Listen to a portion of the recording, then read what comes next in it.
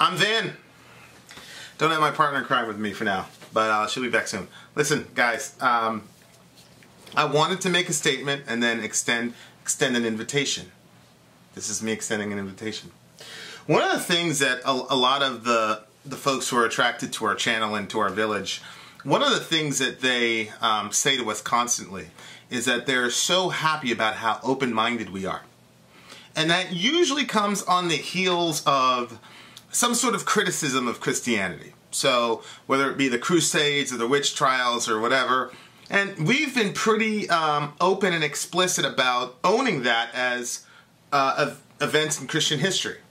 Now I will tell you, if you were to ask me personally, were those folks practicing real Christianity, I would say no. But nominally speaking, they were claiming Christianity, and because of that, I, as a representative of Christianity, I'm going to accept that. I'm going to own that action, okay, in history. Now, the reason I do that is because I'm so secure in my belief and my faith that I know that it can survive bad actors and bad episodes in history.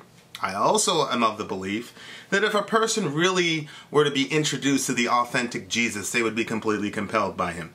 So those things don't bother me, and I don't feel the compulsion to deny them.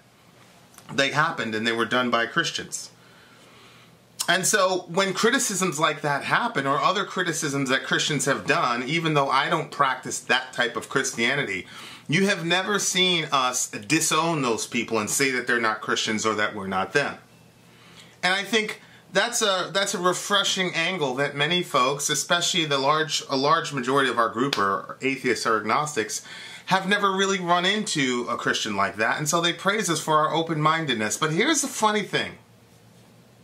When the shoe is on the other foot for atheists, all of a sudden the open-mindedness gets very, very closed very, very quickly.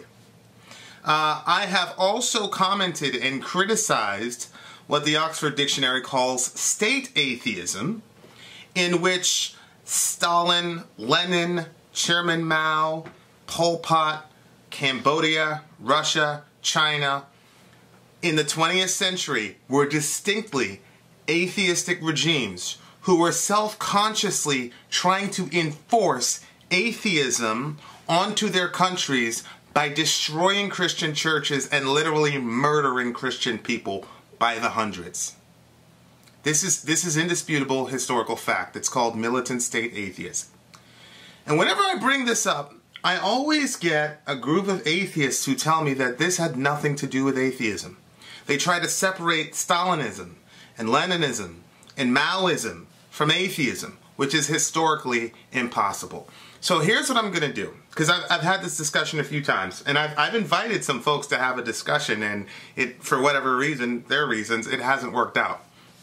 We now have software where we can talk on video, and I can record it and put it up for everybody in the village to see. So what I'd like to do is, if you are of the belief that atheism had nothing to do with the destruction that was wrought in the 20th century by communist Russia, communist China, communist Cambodia. If you're saying atheism had nothing to do with this, I would love to invite you onto our podcast, our video podcast, and I would love for us to compare historical notes. Now I will tell you, anytime I get into these discussions, I always have my sources handy.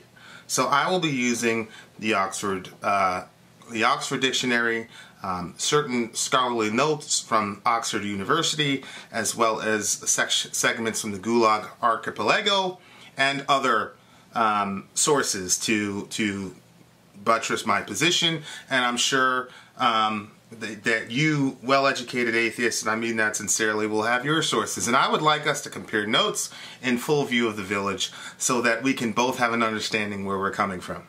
For me, self-awareness, reality, open-mindedness is important.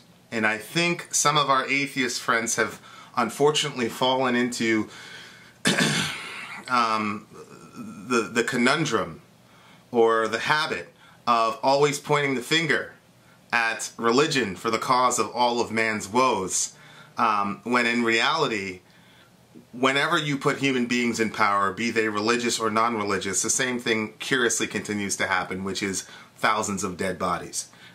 So anyway, I would love for that to happen. So I'm posting this video. If you are an atheist who is willing to come online and have this discussion, this is not going to be a gotcha moment. This is not about proving. This is not even a debate, okay?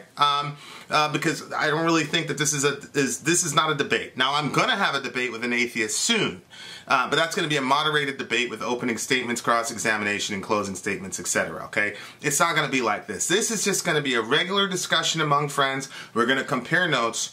And who knows, maybe my interpretation of the Oxford Dictionary was wrong. It's very possible. It's also very possible that there's information that you were not privy to when you read Sam Harris and Richard Dawkins. So there you go. There it is. The invitation is open. I'm good to do one-on-one. I'm good to do two-on-one. I'm good to do three-on-one. I'm good with all of that. Maybe if it gets to be too hectic, I'll have to call in reinforcements with Sori and she can help me out. But I want it to be a fruitful discussion. I want it to be a discussion where we end up loving each other more than we already do at the end. Okay? All right. Vin out. Gone.